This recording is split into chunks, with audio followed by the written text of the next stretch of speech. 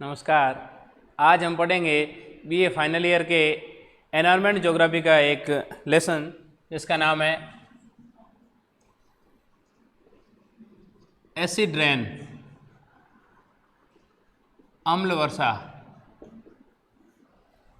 मित्रों, आपने कभी कभी समाचारों में सुना होगा कि ताजमहल में जो वाइट संगमरमर लगा हुआ है उसका रंग है वो धीरे धीरे फीका पड़ रहा है या उसमें पीलापन है वो ज़्यादा आ रहा है। या आपने ये सुना होगा दिल्ली में जो लोटस मंदिर है, इस लोटस मंदिर में जो उसका कलर है वो डाउन हो रहा है या कम हो रहा है। या आपने ये भी सुना होगा कि लाल जो फोर्ट है, लाल किला है, उसकी जो सफ़ेद संगमरमर से जो दरवाजे बने हुए हैं उनका कलर है वो ग्रेइश या येलोइश हो रहा है। तो मित्रों, ये एसिड रेन के कारण हो रहा है। इसका मुख्य कारण क्या है? Acid rain. तो हम देखेंगे आज सबसे पहले कि एसिड रेन क्या है, अम्ल वर्षा किसे कहते हैं।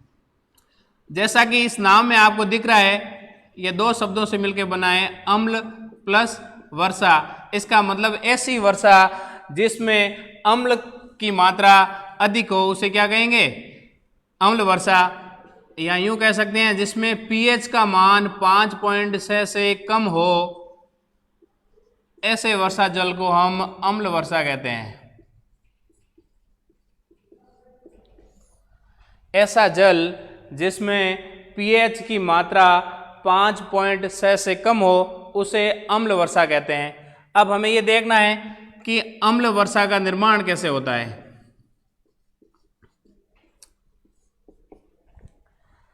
पृथ्वी की धरातल पर, सतह पर विभिन्न औद्योगिक क्रियाएं होती है। इसके साथ में विभिन्न खनन क्रिया होती है, जैसे कोयला का खनन। इसके अलावा हम देखते हैं जो तापीय विद्युत ग्रह है, तापीय विद्युत ग्रह, इन तापीय विद्युत ग्रहों में कोयले का प्रयोग किया जाता है। तो जब कोयला जलाया जाता है तो उसके माध्यम से वातावरण में SO2 और NOx, सल्फर डाइऑक्साइड और नाइट्रोजन ऑक्साइड वातावरण में रिलीज होते हैं। कोयला खनन के साथ में सल्फर रिलीज होता है। विभिन्न इंडस्ट्रियल जो एक्टिविटीज होती है वहाँ पर भी वातावरण में SO2 और NOx रिलीज होता है। जब धरातल पे जो औद्योगिक क्रिया हो रही है, यहाँ से SO2 और नाइट्रोजन ऑक्साइड, सल्फर डाइऑक्साइड और नाइट्रोजन ऑक्साइड, ये वातावरण में रिलीज होने के बाद में इनमें ये प्रवृत्ति पाई जाती है कि ये राइस होते हैं, मतलब ऊपर उठते हैं। जब ये ऊपर उठेंगे तो ये जो बादलों में कहाँ पर जाएंगे? बादलों में क्या है? ह्यूमिडिटी पाई जाती है, यूं कह सकते हैं आर्द्रता या मॉइस्चर।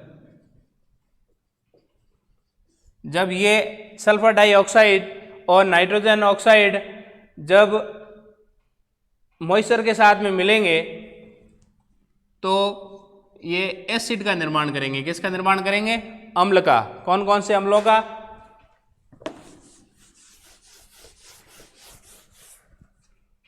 SO2 जल के साथ में क्रिया करके, और वहाँ पर ऑक्सीजन भी उपस्थित होती है, तो SO2 जल और ऑक्सीजन के साथ में क्रिया करके H2SO4 में तब्दील हो जाता है, जिसको हम सल्फ्यूरिक एसिड बोलते हैं, सल्फ्यूरिक एसिड। इसके साथ में NOx है, ये जल के और ऑक्सीजन के साथ में क्रिया करके HNO3, जिसे नाइट्रिक एसिड कहते हैं, नाइट्रिक अम्ल, इसमें रूपांतरित हो जाता है।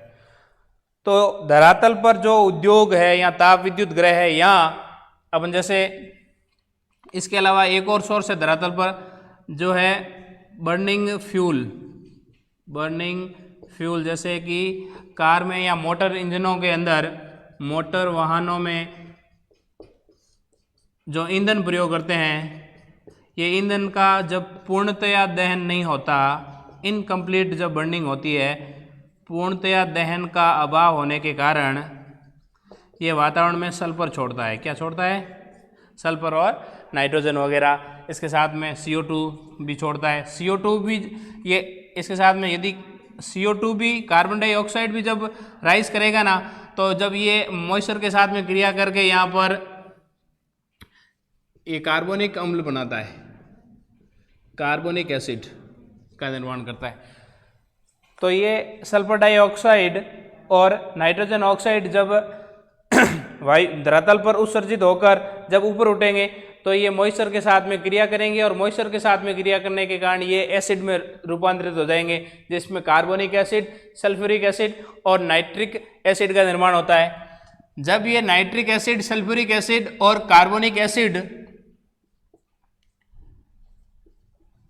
वर्षा जल में घुलेंगे, हो सकता है कि ये वर्षा जल में घुल जाए, या यूं भी हो सकता है कि ये बिना घुले कहाँ पर आएंगे? पुनः धरातल पर आएंगे। जब ये वर्षा जल के साथ में घुलकर आएंगे तो इसे कहते हैं अम्ल वर्षा। कुछ एसिड ऐसे होते हैं जो बिना जल में घुले हुए सीधे धरातल पर आते हैं, इसको बोलते हैं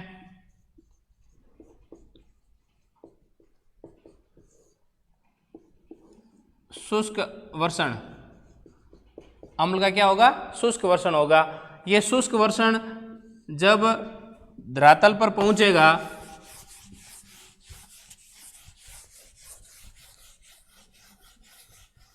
तो नुकसान पहुंचाएगा। जैसे हम बात करेंगे अम्ल वर्षा के दुष्प्रभाव की। जब हम अम्ल वर्षा का दुष्प्रभाव देखते हैं तो सबसे पहले हमें यह देखना है कि जलीय निकाय पर इसका क्या प्रभाव पड़ेगा, वाटर बॉडी पर। अम्ल वर्षा का जल जब नदी में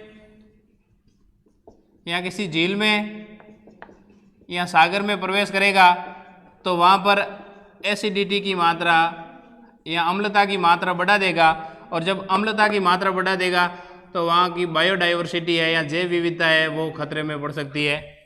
पहला कारण तो ये। दूसरा है कि जब ये जलीय निकायों से किसी माध्यम से सिंचाई के स्रोत के द्वारा जब कृषि फसलों पर जाएगा तो उन फसलों की जो ग्रोथ है उसको क्या कर देगा? कम कर देगा। इसके साथ में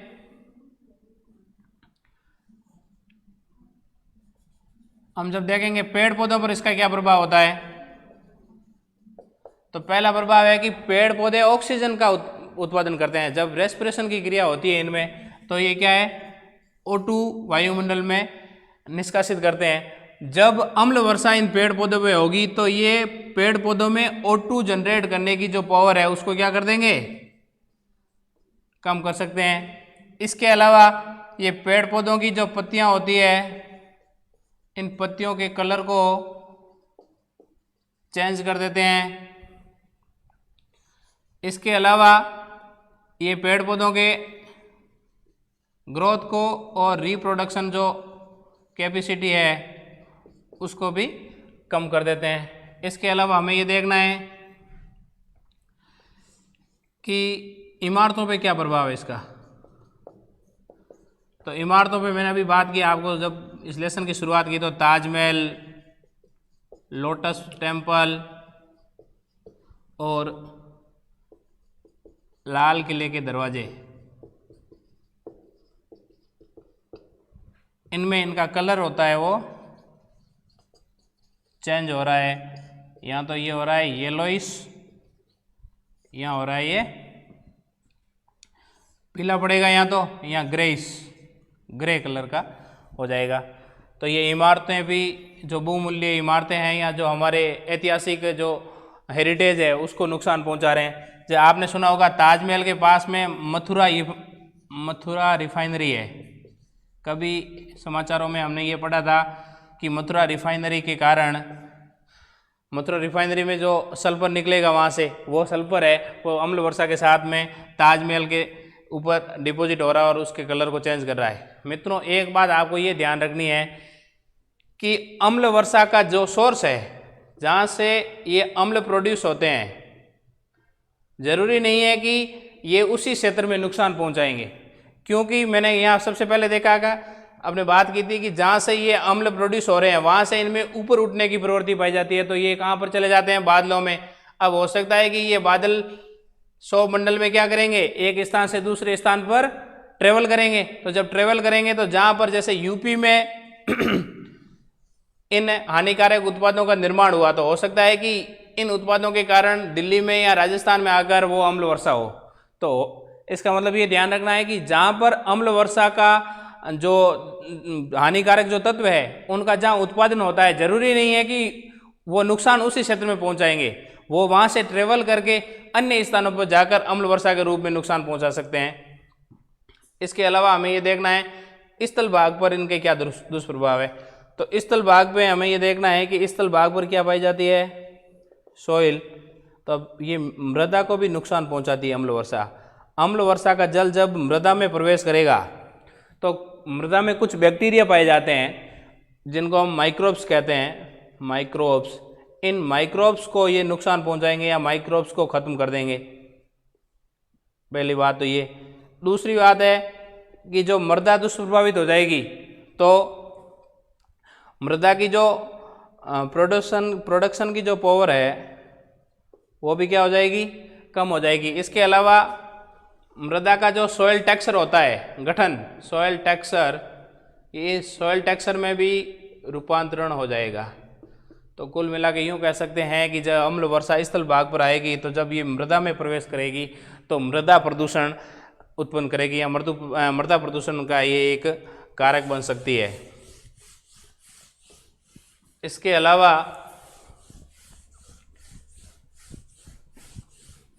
अम्ल वर्षा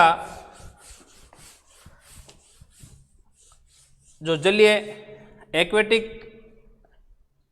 एक्वाटिक जो बायोडाइवर्सिटी है, जलीय जैव विविधता है, इस जलीय जैव विविधता को भी नुकसान पहुंचाते हैं। तो ये थे अम्ल वर्षा के दुष्प्रभाव।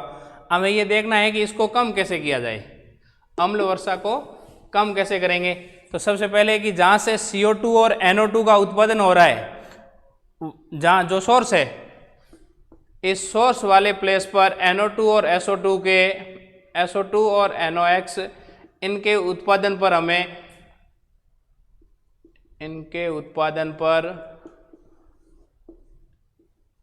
प्रतिबंध आरोपित करना चाहिए या इनको सीमित करना चाहिए। हो सकता है कि अभी तक टेक्नोलॉजी का विकास नहीं होने के कारण पूर्ण रूप से इनका जो प्रतिस्थापन नहीं हो सकता, लेकिन हो सकता है कि हम इनकी जगह इनका प्रयोग कम करेंगे। दूसरा मैंने कहा था कि मोटर वाहनों के साथ में सल्फर निकलता है, तो हमें ये देखना होगा कि हमें व्यक्तिगत साधनों का प्रयोग न करके पब्लिक ट्रांसपोर्ट का अधिक से अधिक प्रयोग करना चाहिए, जिससे कि जो फ्यूल बर्निंग कम होगी और उससे सल्फर और नाइट्रोजन है वायुमंडल में कम निष्कासित होंगे। इसके अलावा हमें मोटर वाहन है उनमें कैटालाइटर एग्जॉस्टर लगाना चाहिए, जिससे कि जो धुआं वाहनों से बाहर वायुमंडल में प्रदूषित हो रहा है वो वहाँ से फिल्टर होकर आए। तो फिल्टर होकर आएगा तो वायुमंडल को कम नुकसान पहुँचाएगा। इसके अलावा हमें जो पारंपरिक ईंधन है उनकी जगह गैर परंपरागत एवं जो ग्रीन ऑयल वगैरह है उनका प्रयोग है वो हमें बढ़ाना होगा, जिससे कि सल्फर का और इनका निष्कासन कम होगा।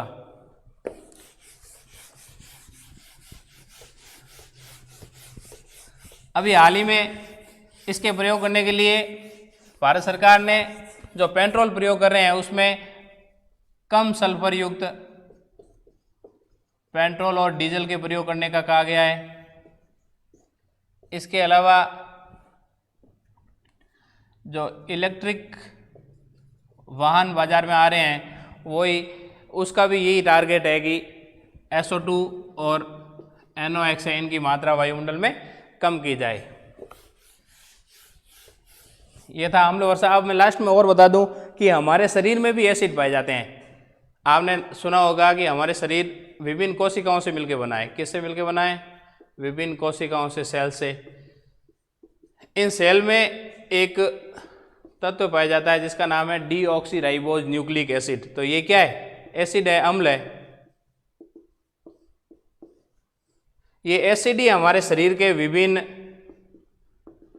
विभिन्न अंगों के विकास का जो योगदान है वो ये एसिड डीएनए है। इसी के कारण हमारी आनुवांशिक विशेषताएं आगे कैरी फॉरवर्ड होती है। इसके अलावा हम शरीर की ऊंचाई है, आंखों का रंग है, ये सब इस डीएनए के कारण ही निर्धारित होता है। इसके अलावा हमारी कोशिकाओं में प्रोटीन पाया जाता है। ये प्रोटीन भी एसिड से मिलकर बना होता है। इसके अलावा हमारे शरीर में फैट पाया जाता है, वो फैटी एसिड के कारण पाया जाता है। तो इसका मतलब है कि जो एसिड है ये न केवल वातावरण में है बल्कि हमारे शरीर में भी मौजूद है। धन्यवाद।